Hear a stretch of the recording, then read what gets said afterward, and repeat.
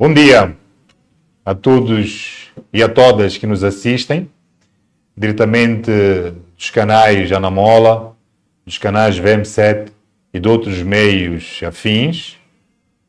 Bom dia aos jornalistas que sempre nos acompanham. Bom dia, boa tarde, boa noite a todos os outros que estão fora de Moçambique, mas conectados conosco, que têm nos seguido. Meu nome é Diniz Tivano, sou porta-voz do Partido Anamola. Estou aqui para apresentar aquilo que são as nossas propostas no âmbito do diálogo nacional inclusivo. Meus caros, nós no dia 15 de dezembro teríamos como prazo para entregar as nossas propostas, depois de termos recebido no dia 3 de outubro um ofício do COT a convidar-nos para participar, não do jeito que gostaríamos, obviamente, para participar do diálogo nacional inclusivo. Entretanto, como devem saber, o nosso presidente já nos informou que uma das diretivas que este partido tem, ou ambições que tem, é liderar em termos de iniciativas legislativas. Portanto, podemos assim dizer que estamos um pouco dentro daquilo que é o nosso escopo, fazer leis, propor alterações legislativas, razão pela qual não precisamos chegar ao dia 15 e já ontem tínhamos, na verdade já desde a semana passada, tínhamos 6 propostas legislativas no âmbito do diálogo nacional inclusivo. Como também devem saber, existe um contexto. E esse contexto é o grupo de incidentes que tem acontecido ao longo de todo o processo, de todos os processos eleitorais, com maior incidência, obviamente, para os pleitos de 2023 e 2024. Em 2024 nós tivemos tumultos nunca antes vistos, por mais de 3 meses, estenderam-se mais ou menos para até 6. Então, o povo moçambicano decidiu unir-se e refletir sobre as questões que podem estar a ditar estruturalmente as fraudes recorrentes. E é por essa razão que nós, como moçambicanos, decidimos dialogar, apresentando propostas que, em princípio, o Parlamento depois vai analisar e decidir da melhor forma. Por isso, nós, como Anamola, conforme disse, apresentamos 6 propostas legislativas que deram entrada ontem a partir do correio eletrónico do COT e em outras 21 instituições. Algumas ainda estão em processo de recessão, mas já temos uma taxa de quase 70% de entrega. Fizemos essa entrega por via do e-mail, porque o COT, infelizmente, talvez por razões de alguma reserva econômica, não tem sede própria. Ficamos surpreendidos. Entretanto, o Dr. Edson Macuaco, contactado a partir de um intermediário, que é a instituição MASC, disse estar disponível para dia 4 ou dia 5 receber fisicamente a nossa proposta. Portanto, imediatamente, porque já tínhamos a proposta feita, entregamos ao COT via online, e-mail, e todos os outros signatários do COT receberam, como podem ver, um volume extenso de cerca de 500 páginas, que é aquilo que nós temos como a nossa proposta legislativa relativa ao diálogo nacional inclusivo. Portanto, a primeira proposta, todas elas são antepropostas, em verdade, se refere à revisão da Constituição da República. É uma proposta geral. Extravasamos um pouco aquilo que é a amplitude que o COT nos tinha dado. Achamos que não é demais revermos algumas questões, por exemplo, como a bandeira, como a reflexão sobre a idade da maioridade civil, por exemplo. Depois temos a proposta de revisão da lei da CNE. 3, temos a anteproposta da revisão do recenseamento eleitoral, faz parte do pacote também da CNE. Depois temos a anteproposta de revisão da lei eleitoral para as autarquias locais. Temos ainda a anteproposta de revisão da lei do funcionamento das autarquias locais e, por fim, temos uma anteproposta. Esta é sui generis, porque é uma anteproposta de lei de crimes de responsabilidade, aquilo que mundialmente é chamado de impeachment, tanto do Presidente da República, do primeiro-ministro, dos presidentes dos tribunais, Tribunal Supremo, Tribunal Administrativo, o Conselho Constitucional, o Procurador-Geral, o Governador do Banco de Moçambique, o Diretor do CIS, o Comandante-Geral da Polícia, entre outros. Portanto, esta é uma proposta sui generis. Eu convidaria aos estimados que nos acompanham neste momento a visitarem o nosso site. Conforme dissemos, todos os signatários deste diálogo nacional inclusivo já receberam, portanto, os partidos políticos com assento parlamentar já receberam, os outros ainda estão em processo de recepção. Como estas propostas incidem também sobre a vida de outros órgãos cruciais, como é o caso do Tribunal Supremo, as magistraturas, por exemplo, do Tribunal da Magistratura Judicial, magistratura do Ministério Público, a magistratura do Tribunal do Judicial Administrativa, também já receberam. Então, achamos que também deveríamos colocar também à disposição do público em geral. Portanto, todo moçambicano ou não que estiver interessado em saber o que é que nós depositamos no COT pode imediatamente avançar para o nosso site anamola.net, entrar para o blog, tem lá já um link, baixe, tem um link para baixar estes pacotes. Portanto, ladeando todos estes que nós entregamos. Entregamos também à sociedade civil, portanto, a MASC, o IMD, o CDD, o CIP e todas as outras organizações que sempre debateram as questões vitais da nação. Portanto, o que é que nós temos como novidades? Como também devem saber, conduziu-se um processo de auscultação pública. O COT também está a fazer esse processo, mas do nosso lado também conduzimos um processo de auscultação pública. Vocês devem ter acompanhado a partir dos nossos canais online, mas também visitamos presencialmente, dentro assim fisicamente, os vários cidadãos relevantes, vários cidadãos que também podemos debater muitas outras questões e já temos este alinhamento. A Constituição da República, o que é que nós trazemos como novidade? Primeiro, ficou centralizado que nós passamos a ter, como proposta, obviamente, um sistema político semipresidencialista. Portanto, o que é que significa isto? Significa que o presidente da República, ele é eleito diretamente. O primeiro-ministro, ele é eleito indiretamente. E os deputados, agora, vão para uma eleição mista, onde nós temos uma lista uninominal, que significa que alguns deputados podem ser eleitos a partir de uma lista unitária. Portanto, cada um dos deputados que, em princípio, ter uma performance e julgar que pode ser, sim, votado pelos eleitores, ele pode, sim, candidatar-se para ser deputado a partir de uma candidatura, podemos assim dizer, independente. Portanto, independente dos partidos políticos. Mas também continuamos a prever uma participação a partir de listas plurinominais, que é aquilo que nós temos visto. Por que é que nós fizemos esta proposta? Esta proposta ela é feita porque é necessário. Vocês devem ter reparado que nós temos um artigo na Constituição, que é o artigo 73. É o respeito pelo princípio do sufrágio direto. Basicamente, tudo que nós fomos escolhendo ao longo destes anos é uma infração àquele comando constitucional de que os moçambicanos têm direito de escolher as pessoas que eles definitivamente pretendem. Quando nós temos uma lista fechada, portanto, os partidos políticos apresentam listas fechadas e depois que a eleição termina, nós nos surpreendemos com nomes. Fulano X, fulano Y, afinal, também vai ser deputado. Isso representa uma contravenção. Portanto, há determinadas pessoas que, provavelmente, para determinados círculos eleitorais, os eleitores não os teriam votado. Portanto, é necessário cautelar esta situação. Mas ainda, quando falamos do primeiro-ministro ser eleito indiretamente, portanto, não é nenhuma novidade. Em Cabo Verde isso acontece, na Roménia. O exemplo mais próximo que nós temos, por causa da língua portuguesa, é o de Portugal.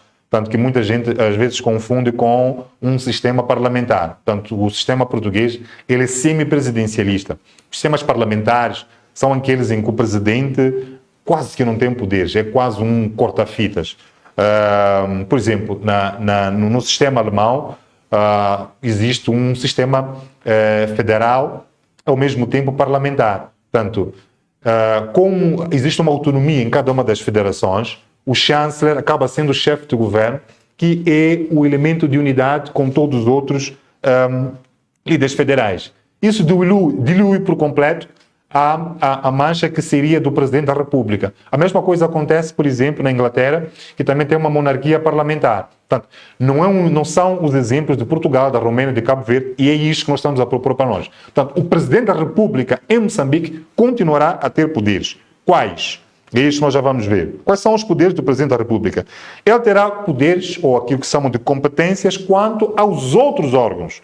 Portanto, ele nomeará o Primeiro-Ministro, ouvido a Assembleia da República, fará outros empossamentos, fará demissão do governo e também fará a dissolução da Assembleia da República. Esta é a nossa proposta. Quando nós dizemos ouvida a Assembleia da República, é que, sendo uma eleição indireta, portanto, o Primeiro-Ministro é eleito indiretamente a partir da Assembleia da República, não faria muito sentido que nós tivéssemos o Presidente a nomear o Primeiro-Ministro. Mas é uma ação necessária constitucional, porque depois tem que haver um gatilho para que este mesmo Presidente possa demitir o governo. Tanto é que o mesmo Executivo que o Primeiro-Ministro compõe tem que tomar posse diante do Presidente da República. Também o Presidente da República terá competências para atos próprios. Portanto, não é só para outros órgãos. Portanto, ele será o comandante em chefe das Forças Armadas. Portanto, é um poder enorme. Não é? Vai decretar estado de sítio, estado de emergência, até estado de guerra. Vai promulgar as leis, portanto, as leis não serão leis enquanto não tiverem a promulgação do chefe de Estado. E também tem a prerrogativa de veto. E também vai indultar e comutar penas. Depois, tem ainda competências para relações internacionais. Portanto, representa o Estado perante a comunidade internacional, ele nomeia embaixadores, acredita também embaixadores, aqueles que vêm cá representar outras nações, e depois, por fim, ele ainda continua a ser o garante da Constituição da República. Portanto, as funções que ele vai repartir com o Conselho Constitucional. Portanto, como podem ver, não há nenhuma, podemos assim dizer, esvaziamento por completo, há sim uma partilha de poderes com o governo. E quais são os poderes do Primeiro-Ministro? Poderes executivos. Portanto, ele é que lida com a gestão do país, aquilo que hoje o nosso Presidente faz. Nomeia o governador do Banco de Moçambique, por exemplo, é um dos exemplos. O Presidente da República deixa de nomear o governador do Banco de Moçambique e também tem responsabilização perante a Assembleia da República. Esta é uma grande inovação. Aliás, eu tenho aqui alguns exemplos. É que não é justo que os moçambicanos votem no Presidente da República e depois ele automaticamente vira o chefe do governo. O que acontece? Eu trago aqui alguns exemplos de situações que vocês devem ter vivido, como aconteceu em 2014, no último informe de Armando Emílio Guebuza. Excesso de triunfalismo. Vocês lembram-se? Aquelas frases quase em forma de canção. O governo é resiliente, cai, mas sobe, por aí em diante. Portanto, esse excesso de triunfalismo advém do fato de que nunca o Executivo teve uma responsabilidade para com a Assembleia da República, porque os moçambicanos votam em quem eles vai representar, que é a Assembleia da República, incluindo o Presidente da República, sim, porque é outro órgão representativo. Entretanto, o governo ele é composto a partir de uma unidade que não sofreu ou não passou por um escrutínio. Portanto, tratava-se aqui de uma verdadeira, podemos assim dizer, é um blefe. Não é? Acabou por ser como se fosse uma finta. E não podemos continuar a ter isto. Armando Emílio Guebuza, em 2014, quando fez o seu último informe, ele foi amplamente contestado.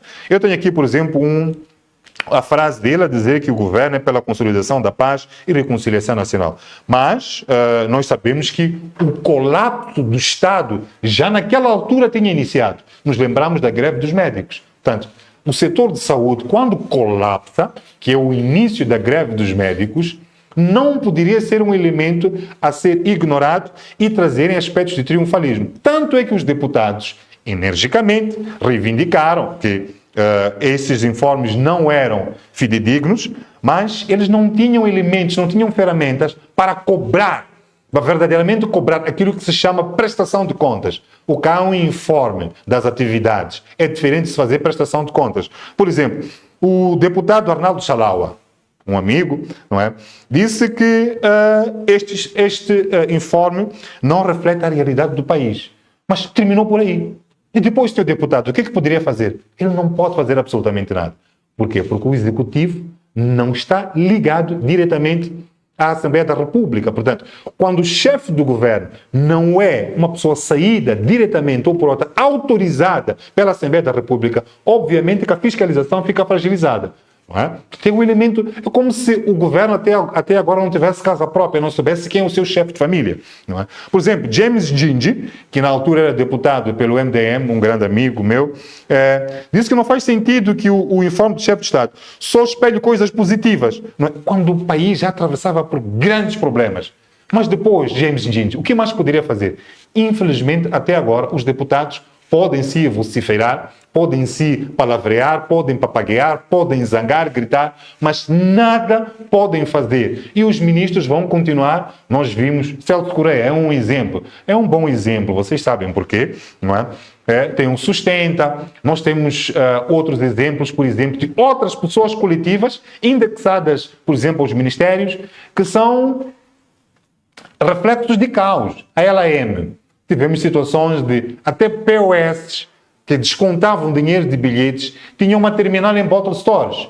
Mas os deputados não têm um elemento, um instrumento para chamar o presidente do Conselho de Administração da LAM para ir prestar contas. Por quê? Porque não existe este critério da responsabilidade do Executivo perante a Assembleia da República. Portanto, isto é muito importante, porque muitas pessoas podem pensar, lá estão eles, novamente, com necessidades como se fossem cosméticas. Não são cosméticas. O nosso país atravessa o caos que tem, ou o nosso Estado está completamente descaracterizado em razão de que não existe esta prestação de contas, não existe o princípio da responsabilidade. Um outro exemplo, por exemplo, é o caso, por exemplo, da CFM. Quem é que sabe da vida do CFM? Mas são investimentos públicos. A LAM é um investimento público. O último relatório apontou que a LAM tem uma dívida de cerca de 350 milhões de dólares. Portanto, é nosso dinheiro. Portanto, alguém levou o nosso dinheiro e fez do que fez, e não é possível nós fazermos esta prestação de contas. Um outro exemplo também foi no informe, um dos primeiros de Filipe Jacinto Nunes, a mesma questão, mas não há instrumentos. E, recentemente, quer dizer, no fim do mandato de Nunes, vocês devem se lembrar, já em 2023, aquelas cantigas que os deputados da Renamo fizeram durante todo o informe de Filipe Jacinto Nunes. Mas onde é que estão as ferramentas para que efetivamente o cobrado tenha responsabilidades? Portanto, é isto que nós estamos aqui a trazer com a questão da responsabilidade perante a Assembleia da República. Já agora, poderes da Assembleia da República, então passa também a ter poderes de impeachment, tanto sobre a atuação do Presidente da República, do Primeiro-Ministro e de outros. Portanto, significa que a Assembleia da República não só vai fazer esta fiscalização concreta, mas também pode tomar iniciativa de fazer o impeachment, que é tirar ou propor o afastamento de determinados gestores da função pública.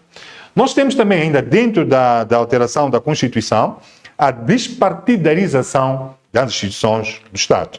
Portanto, as magistraturas passam a ser eleitas, ou por outra, os presidentes destes órgãos, tanto do Tribunal Supremo, do Tribunal Administrativo, o Ministério Público, passam a ser eleitos pelas respectivas magistraturas. Portanto, já não é mais o presidente, a partir desta proposta. O presidente, como dissemos também, não vai mais nomear os reitores. As universidades têm os seus conselhos de reitores. Vocês devem ter notado que, por exemplo, a última indicação do reitor da Universidade de Eduardo Mondlane, paralelamente decorre com uma proposta do próprio Conselho Diretivo. Portanto, os diretores das faculdades tinham uma ideia de quem poderia lhes representar. Entretanto, o Presidente da República teve outra decisão. Portanto, os membros da CNE e membros do Conselho Constitucional passam a ser eleitos, na sua maioria, já pelos conselhos de magistraturas, dessas magistraturas que elas já se tornam completamente autónomas. Portanto, e por fim, nós estamos a pedir também que se considere a reformulação do artigo 51 da Constituição da República, que é para assegurar o livre direito à manifestação. Ainda na questão da Constituição da República, temos a reforma do sistema de justiça. Portanto, aqui também uma grande inovação. Há onde perceber. O Tribunal Supremo, nós já tínhamos avançado, mas ficou consolidado com a auscultação feita. O Tribunal Supremo passa a apreciar os recursos eleitorais. E depois também o Tribunal Supremo valida e proclama os resultados eleitorais. E os tribunais distritais, não é? Nós já tínhamos dito isto, que o Conselho Constitucional, ele não tem uma representação na província, não tem uma representação no distrito. Portanto, o Conselho Constitucional não pode ser, por causa da árvore, como se fosse uma árvore, assim, a organização judiciária, ela não pode ser uma terminal dos serviços que uma unidade distrital do tribunal presta. Portanto, faz mais sentido que seja o Tribunal Supremo.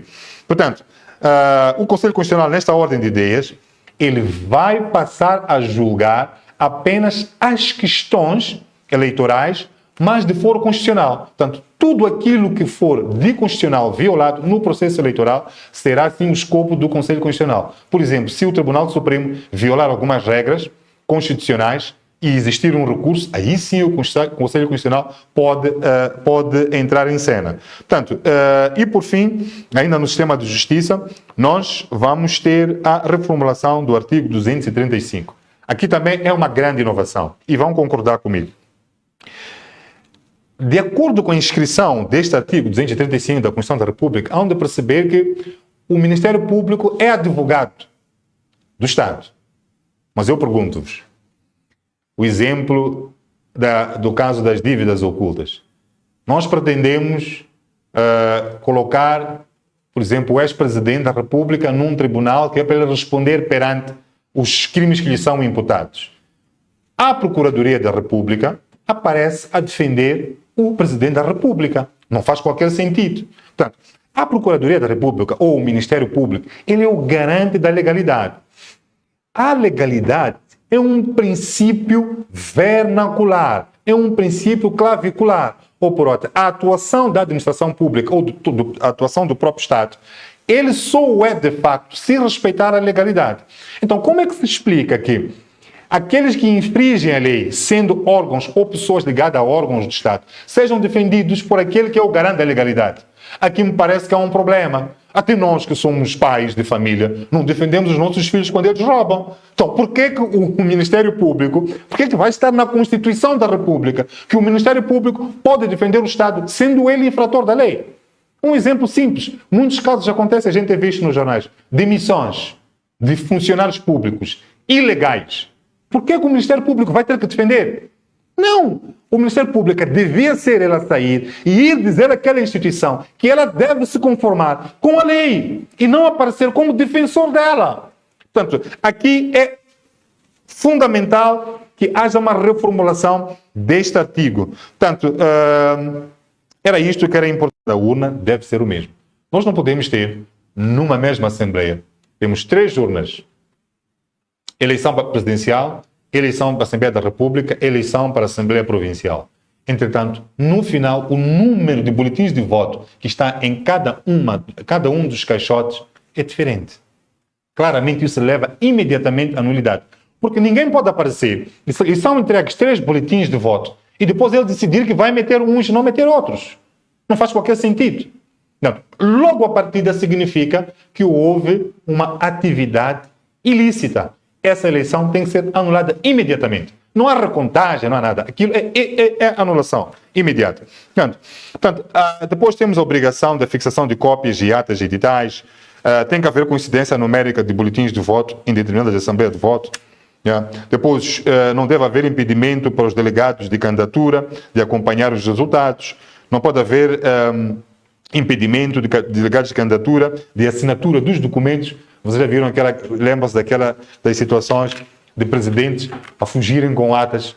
Portanto, não pode, é preciso que esteja ao nível da Constituição, portanto, estas normas, não é? E o apuramento parcial no lugar da votação tem que acontecer, salvo questões de força maior, não é? Validação e proclamação de resultados deve ter lugar depois de trânsito em julgado de todos atos recorridos junto do plenário do Tribunal Supremo ou do Conselho Constitucional. Não podemos ter aquelas situações em que o Conselho Constitucional decide que não vai acompanhar alguns recursos. Nós submetemos recursos que nunca foram olhados, pelo menos em tempo oportuno. Não é? Pois, proibição de recontagem de votos pelos tribunais eleitorais. Não é? Nós vimos um Conselho Constitucional a contar votos. Não é? Resultados parciais devem ser enviados da mesa imediatamente para a plataforma única. Portanto, aqui nós chamamos isto de o fim da fraude. Que a mesa envia dali diretamente para a central. Mas também a mesa dali envia, por exemplo, para os telefones ou e-mails do eleitor de cada uma das mesas. E é um exercício que também faz para a instância distrital. Aliás, mais adiante havemos de ver isso, porque nós propomos que acabem as CDEs e as CPEs, porque a administração eleitoral pode ser sim feita pelo STAI. E depois, a recontagem de votos deve ter lugar a nível da estrutura de apoio da Comissão Eleitoral Independente. Não é? Depois, nenhum resultado eleitoral pode ser validado pelo plenário do Tribunal Supremo, contrariando os princípios dos valores eleitorais. Como podem ver, se o Tribunal Supremo, na nossa proposta, violar qualquer um destes princípios, qualquer dos candidatos ou participantes das eleições tem sim matéria para recorrer. É aqui que entra o Conselho Constitucional, para dirimir questões constitucionais, e não para contar votos, e não para fazer o papel do tribunal, porque não é. Bom, ainda ao nível da alteração da Constituição, nós achamos que não era demasiado, conforme disse logo no início, introduzirmos, já tínhamos depositado ao longo deste ano na Assembleia da República, a questão da maioridade civil em Moçambique, passando para os 18 anos, contrariando os 21, porque é uma prática que existe ao longo do mundo, ao nível da região. O Código Civil, por exemplo, permite, claro, com algumas exceções, que, por exemplo, mulheres com 16 anos casem-se. Sabiam disso? Então, claro, com autorização dos pais, por aí, por exemplo, em algumas religiões é aceitável, assim, 17 anos, por aí em diante. Alguém quer viajar num determinado momento, vai passar 4 anos, quando já estiver lá onde está viajado, já será maior de idade, pode sim receber autorização para se casar. É perfeitamente. Então, por que não pode votar, ser maior, para assinar negócios, fechar negócios com 18 anos? É possível, sim. Os miúdos de hoje fazem coisas maravilhosas. Então, o provedor de justiça tenha poder de censura pública. Se vocês olharem para a Constituição da República, onde perceber que há ali um elencar de muitos normativos respeitantes ao provedor de justiça, mas no final de contas, ele é um indivíduo que ladra muito, mas depois não faz nada. Não tem poderes. Portanto, é necessário que lhe entreguem alguma ferramenta para que ele possa ser acutilante. Porque realmente há questões que não são cobertas pelos tribunais administrativos, não são cobertas pela Assembleia da República, não são cobertas pelo próprio Executivo, a administração pública, e têm que ser atendidas pelo próprio provedor de justiça. Por exemplo, se numa determinada instância do Estado, neste caso, os trabalhadores trabalham devagar, você não tem como reclamar disso, não é?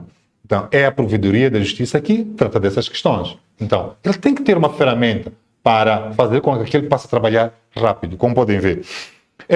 E, por último, nós também aproveitamos o tema polêmico da bandeira. Achamos que também é uma oportunidade, não está, conforme disse, na umbrella do Diálogo Nacional Inclusivo, mas colocamos também para fazer parte da alteração da Constituição a nova bandeira.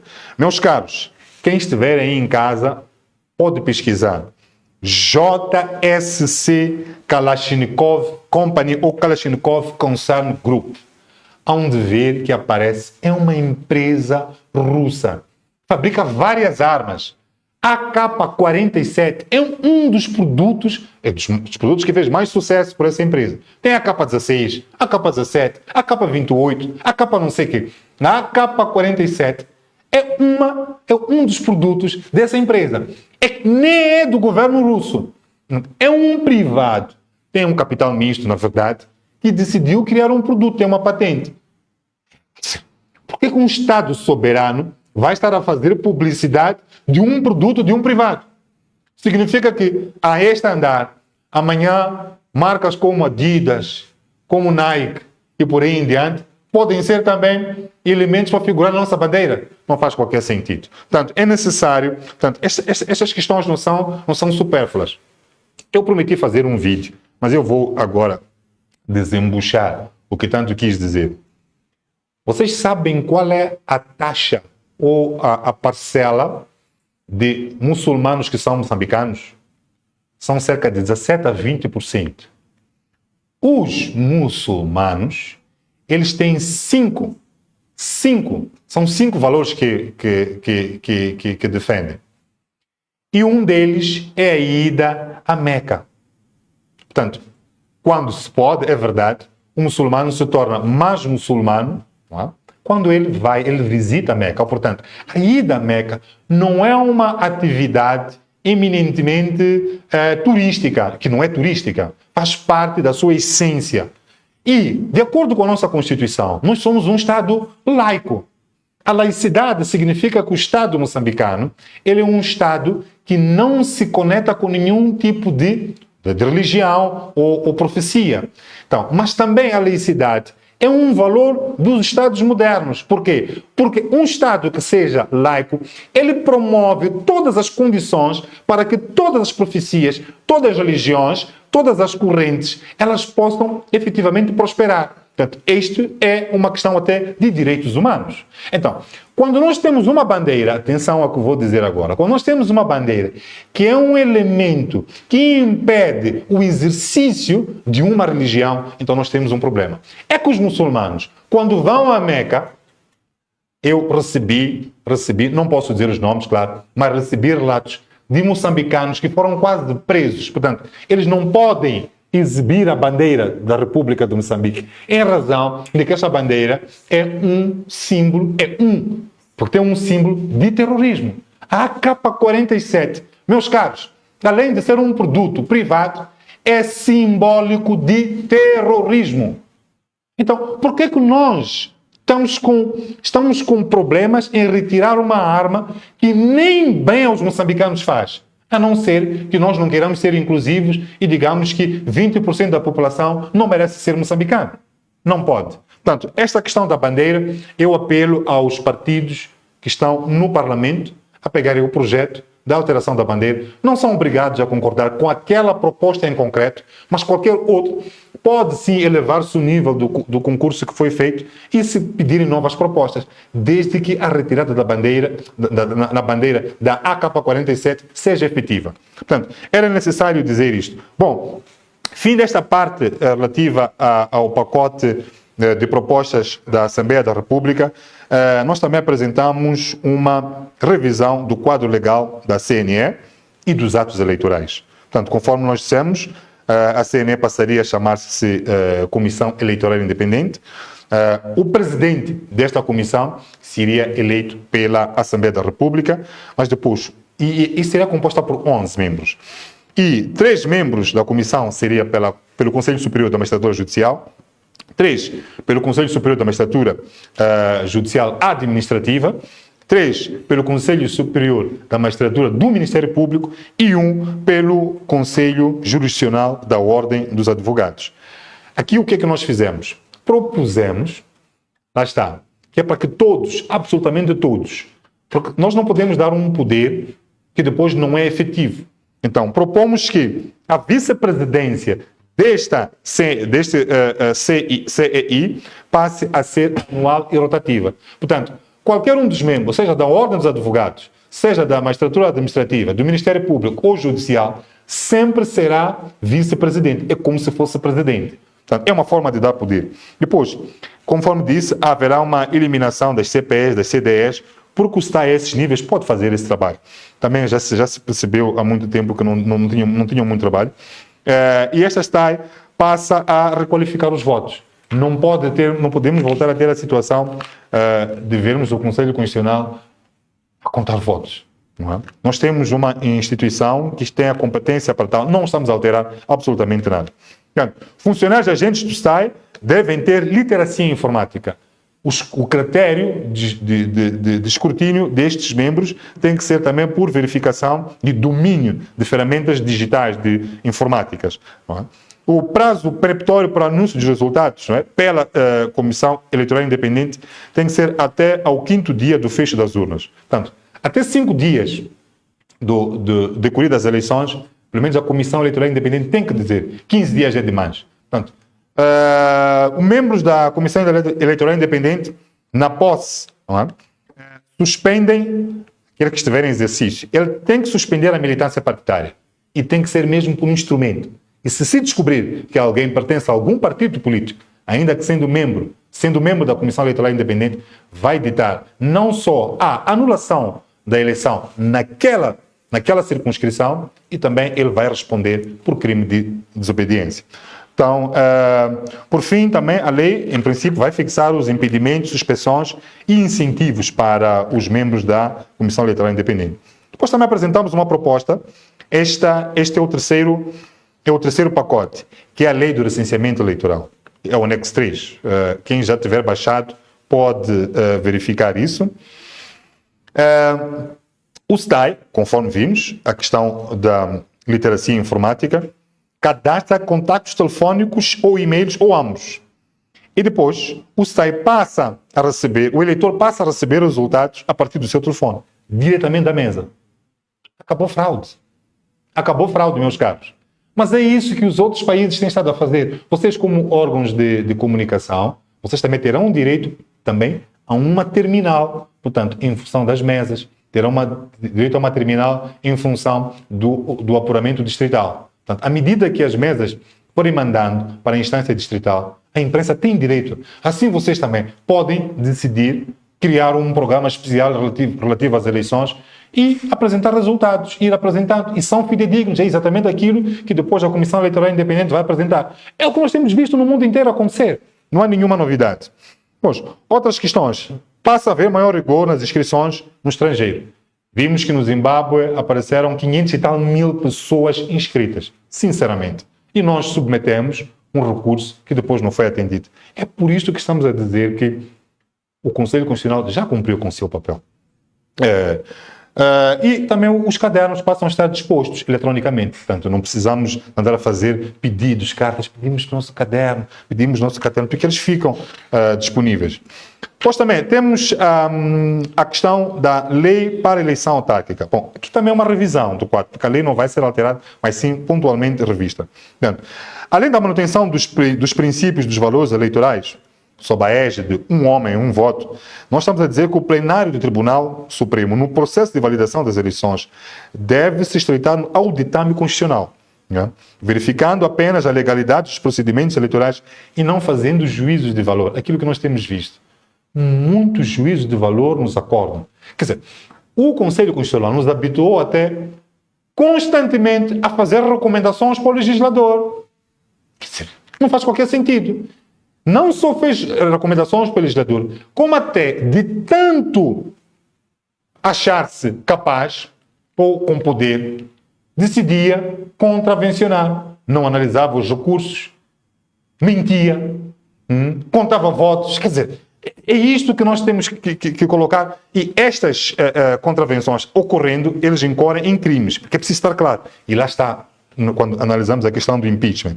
Portanto, depois, em 2028, com mais ênfase para o próximo, que é 2033, nós temos que ter definitivamente votação eletrônica. Portanto, já estamos a pedir que isto aconteça. Cabines de votação posicionadas em frente à mesa, em que o eleitor agora dá costas. Ou em vez de a cabine impedir que os homens que estão na mesa consigam verificar, ele terá que dar costas. Peço desculpas, mas se eu estiver a votar nesta posição, dificilmente eu posso tirar um boletim e... Não é? Eu estou a dar costas, dou costas, faço a votação, viro e submeto. Portanto, esta é que tem que ser a posição. Tem que ser exatamente assim. Pois, o processo eleitoral passa a ter 2 fases apenas, não é? Que é a parcial e a geral. Conforme. Por que nos Estados Unidos, por exemplo, até o anoitecer ou na madrugada, o presidente, num universo de 320 milhões de habitantes, o presidente já faz um discurso de vitória e o derrotado faz também o seu discurso de derrotado, até congratula o vencedor. Porque a eleição, meus caros, termina na mesa. Não é? Aquilo que no Gungu andaram a dizer, há uns que festejam, depois os homens daquele partido, enquanto os outros estão a festejar, eles depois continuam a contar. A contar o quê? A eleição tem que terminar na mesa. Não pode ir para o nível do distrito, depois da província, continuar a contar e alterar em números. Isto tem que acabar. É só eleição parcial, depois eleição geral. A mesa envia imediatamente para o ordenamento central, que também já está a fazer a publicação. Ele está a receber, mas está a fazer a publicação. Tanto é que ao quinto dia, ele já está a publicar. Algo que ele já foi atualizando. Portanto, funcionários e agentes do STAI... não, desculpa, isto já está. Bom, por fim, revisão. Estamos a falar do licenciamento eleitoral. Revisão do quadro jurídico. Não, desculpa, isto aqui já está repetido. Sim. Lei de funcionamento das autarquias. Não, nós aqui pretendemos que, também uma revisão do quadro, pretende-se que a governação local, de facto, seja inclusiva, democrática, representativa e participativa. Eu já me explico. Esta coisa de o vencedor leva tudo, de winner takes all, pelo menos ao nível da governação local, não pode continuar. Reparem o que aconteceu nas eleições de 2023. Há partidos que tiveram 30%, 40%. Eles já têm uma representação ao nível da Assembleia Municipal. Mas eles, por exemplo, não podem indicar vereadores. Eles não podem indicar chefes de quarteirão. Não podem indicar secretários do bairro. Quando nós tivermos a reedição das eleições distritais, nós não vamos ter a contar com este procedimento. Nós não teremos, por exemplo, a mesma representação ao nível de postos administrativos e de localidade. A questão que se coloca aqui é de saber por que razão o legislador disse que para a eleição de nível local, estamos a falar de autárquica, não só partidos políticos, mas grupos de cidadãos, associações e outro tipo de entidades podem concorrer.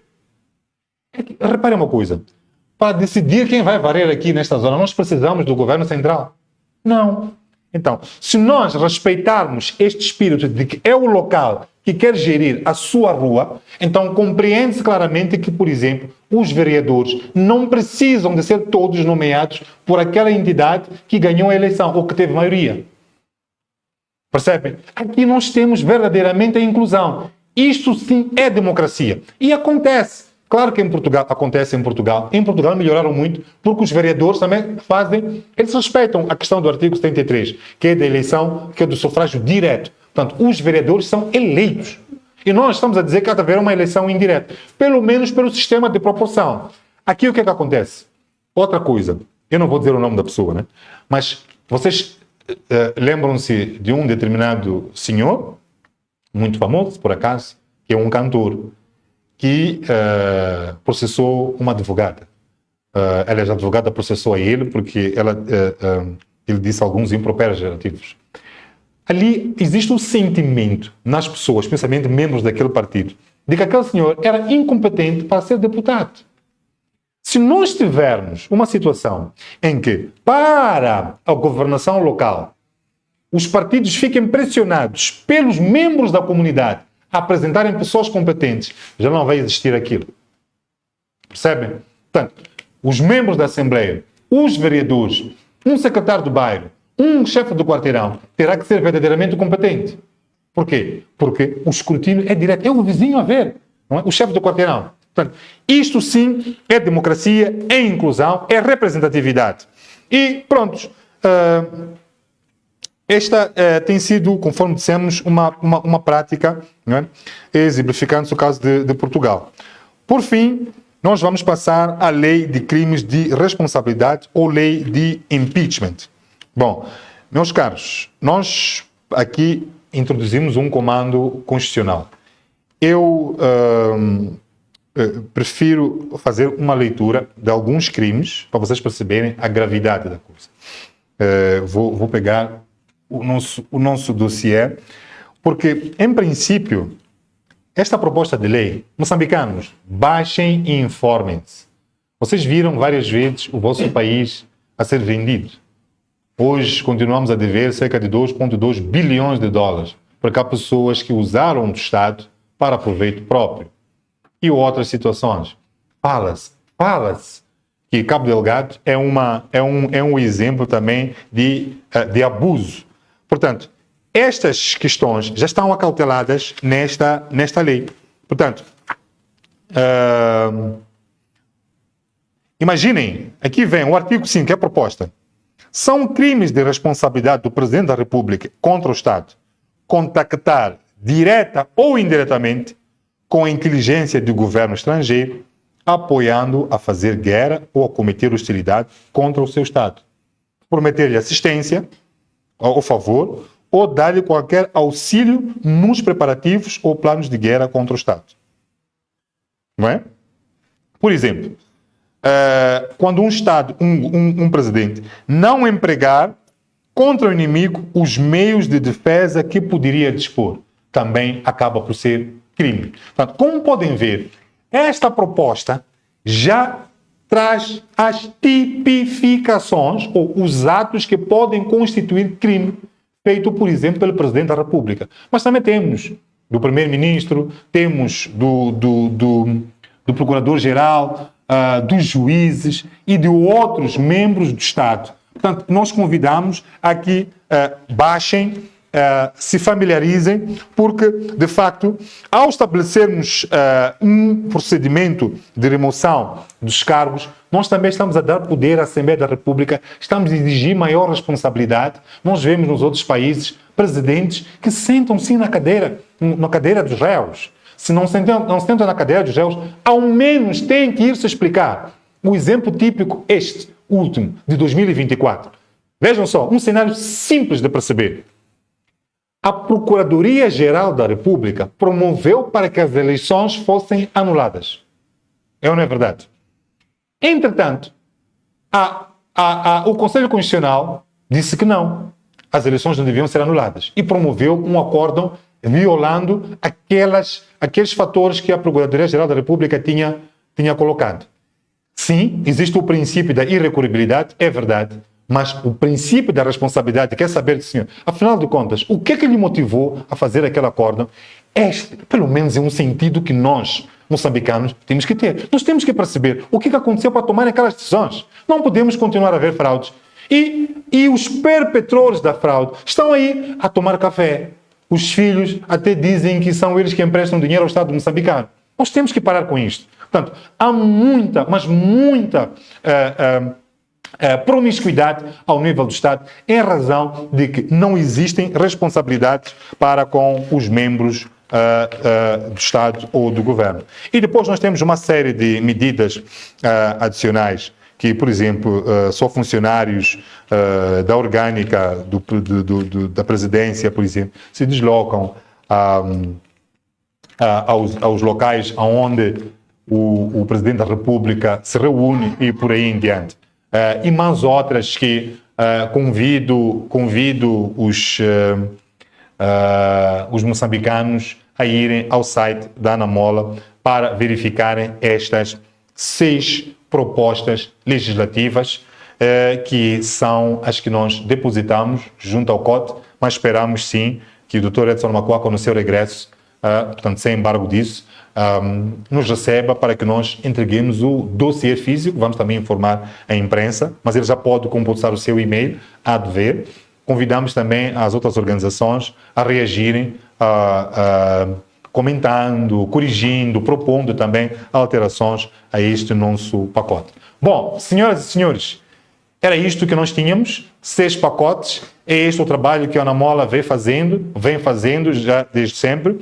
Esperamos que efetivamente a nossa contribuição impacte como gostaríamos que impactasse, porque nos foi impedido de participar mais profundamente. Gostaríamos de estar na fase de negociação, porque estas coisas ditas são bonitas, mas depois vamos saber se o COT, não é? A equipe do diálogo, vai acatar ou não, e devíamos estar. É por isso que nós pedimos, já agora os moçambicanos fiquem a saber, que continuamos a pedir para participar, porque gostaríamos de defender estas ideias e outras. Há muito mais. Como disse, são cerca de 500 páginas. E gostaríamos de estar lá na altura da discussão, na altura da negociação, na altura das cedências e tudo mais, que é para defender estas questões que interessam sim aos moçambicanos. Mas, até agora, é este o trabalho que está feito. Já é boa tarde, a conferência foi longa, agradeço a presença de todos, agradeço a atenção dos moçambicanos que nos veem aí fora, todos os membros da Namola, boa tarde, boa noite ou bom dia para quem nos vê. Vou despedir-me com um abraço. Exato. Eu queria pedir que eu resumisse as propostas. As propostas que lançaram as propostas, que eu resumisse. Ok. De forma objetiva. Ok. Sim. Nós temos, conforme disse, são 6 propostas. Exato. São 6 propostas. A primeira proposta é da revisão da Constituição da República. Portanto, é aquela que diz qual é o sistema que nós passamos a ter. Dissemos que é semipresidencialista. E depois o resvalo disso. Depois temos a anteproposta da revisão da lei da CNE. Depois temos a anteproposta da revisão da lei do recenseamento. Aqui nós fazemos menção de como o recenseamento deve ser feito, em que momento até pode ser feito. Depois temos a anteproposta de revisão da lei eleitoral para as autarquias locais. Aliás, esta, conforme está escrito, ela vai ditar depois a própria legislação para a eleição provincial, a eleição geral, a eleição da Assembleia da República. E temos também a lei do funcionamento das próprias autarquias. São aqueles exemplos que trouxe de maior participação, maior democracia, maior inclusão. E, por fim, temos a anteproposta da lei de crimes de responsabilidade, o impeachment. Portanto, estas é que são as 6 propostas. Entretanto, nós podemos depois também entregar este resumo, que é para não terem que consultar, mas se forem ao nosso site, já temos um resumo com mais descrição. Entretanto, pode ser este também sintético, caso os jornalistas queiram. Apresentada, portanto, esta proposta à Comissão Técnica, como passa a ser? Bom, o COT tem cerca de 4 fases. A fase da escutação, depois tem a fase de recepção das propostas e estudo. Depois tem uma terceira fase, que é a que nós efetivamente gostaríamos de participar, que é a fase em que vão tentar harmonizar as propostas. Há outros que podem aparecer com um outro tipo de sistema. Podem dizer que é sistema parlamentar. E é preciso realmente discutir e perceber qual é a melhor, ou qual é que se adequa ao caso moçambicano. Então, esta aqui é a fase da harmonia das propostas. E, por fim, é depositado, a última fase, basicamente, é depositada à Assembleia da República, que é para ela fazer o seu trabalho, e, por fim, a do Presidente da República. Nós, conforme disse, gostaríamos de estar na fase da discussão, em a fase da harmonização. Portanto, nós vamos continuar a batalhar para que, efetivamente, ainda é possível, não é? Em um dia, faz-se uma alteração pontual à lei do diálogo nacional inclusivo para se estender para mais alguns participantes, como é o caso do engenheiro Venâncio, que foi candidato presidencial. Portanto, é legítimo. Portanto, segundo mais votado. É legítimo. E nós gostaríamos de participar dessa fase da discussão. Por isso que penso que faz todo sentido. Depois, quem é que estará lá para defender as nossas ideias? E imagina que os moçambicanos se revejam mais nestas ideias e não dos outros partidos. Ou que outros partidos nem apresentem propostas. Portanto, nós gostaríamos de estar exatamente nessa fase. Portanto, materialmente não temos como intervir mais ainda do que tudo que temos estado aqui a fazer. Porque nós estamos diretamente nos órgãos. Temos já são propostas apresentadas antigamente, ou seja, colocadas, Desculpa, não percebi. sendo que destas 6 propostas que citou aqui, algumas delas até já foram pelo menos colocadas e até então sem resposta. Quais são as expectativas do partido Ana Mola em relação a esta presidência? Bom, existe a máxima de água mole, pedra dura, bate até que fura. Se nós formos persistentes, como estamos a ser, nós acreditamos que vamos sim mover sensibilidades. Por um lado. Mas por outro, eu fico aqui a pensar, será que pode haver tanta insensatez para sabotar, podemos assim dizer, este processo de diálogo, ao ponto de levar o nosso país a estar na iminência de um caos? Quando digo caos, é uma situação pior a que nós vivemos em 2024. Portanto, esta que é a nossa expectativa, que exista sensibilidade. Como podem ver aqui, por exemplo, para o caso do funcionamento das autarquias, quando nós dizemos assim, que nós gostaríamos que todos aqueles que tiverem assento na Assembleia Municipal têm que ter direito de nomear vereadores. Automaticamente, estamos a dizer que nós, se concorremos às eleições, ainda que ganhemos, queremos governar com os outros. A forma como nós estamos que nos levou a escolher este sistema semipresidencialista e não um outro, e vocês vão ver que nós falamos das questões da responsabilidade do governo perante a Assembleia da República. Portanto, se nós queremos, ambicionamos estar no governo, não estamos nos a entregar ao escrutínio da Assembleia da República. Então, é preciso que aqueles que estiverem da outra parte, com outras ideias, percebam que a Ana Mola, conforme, é claro que isto é material, não estamos com sede de poder. Em 1999, uma proposta de um sistema mais ou menos parecido com este, em princípio devia ter sido depositado na Assembleia da República. Vocês sabiam que a Renamo não aceitou? Não foi a Frelimo. Atenção. Por que isso aconteceu? Porque a Renamo queria governar nos moldes da Frelimo. Todo poderoso. Portanto, eu penso que quando nós dizemos que queremos governar com os outros, aliás, é por isso que nós somos uma aliança. E isso é possível porque também são exemplos, por isso estamos a dizer, na Romênia, Cabo Verde, Portugal e outros países estão a governar desta forma. E são potências econômicas, políticas, sociais. Nós também podemos copiar. Não custa absolutamente nada. Já dissemos que o excesso de poderes, ou prota, muito poder concentrado numa só pessoa, acaba gerando o quê? Ineficiência. O Presidente da República viaja. Quem é que fica? Ninguém. Por quê? Porque ele é o Presidente da República, ao mesmo tempo é chefe do governo. Quando ele viaja na pessoa de quem? Do Presidente da República? Ou do governo? Ou do chefe do governo? Percebem? Vai tratar o quê? Com quem? Quando fica, a pessoa que fica a responder em nome de quem? Do governo? Ou do Presidente da República? Sim, fica a Primeira-Ministra e fica a Presidente da Assembleia da República. E depois destes dois, quem é que mais representa? Que isso não faz qualquer sentido. Nós temos que parar com estas ambiguidades, parar com estas ineficiências. Então, acredito eu que haverá sensatez, nós como moçambicanos, de pensarmos que isto é melhor para Moçambique. Nós temos que pensar em Moçambique daqui a 50, 100 anos, quando nós já não estivermos carnalmente aqui. Como estou a proposta do voto eletrónico, quantos dias que o Ana Mola acha que devem ser divulgados os resultados eleitorais? O processo da votação eletrônica é muito interessante. A primeira, nos parece que existem imensos desafios. Nós temos um nível, por exemplo, de eletrificação aqui em Moçambique que não supera os 70%. Portanto, nem todo mundo tem eletricidade. Claro que a esse nível, as mesas de votação, aquela engenharia toda, aquela engenhoca toda, pode levar baterias.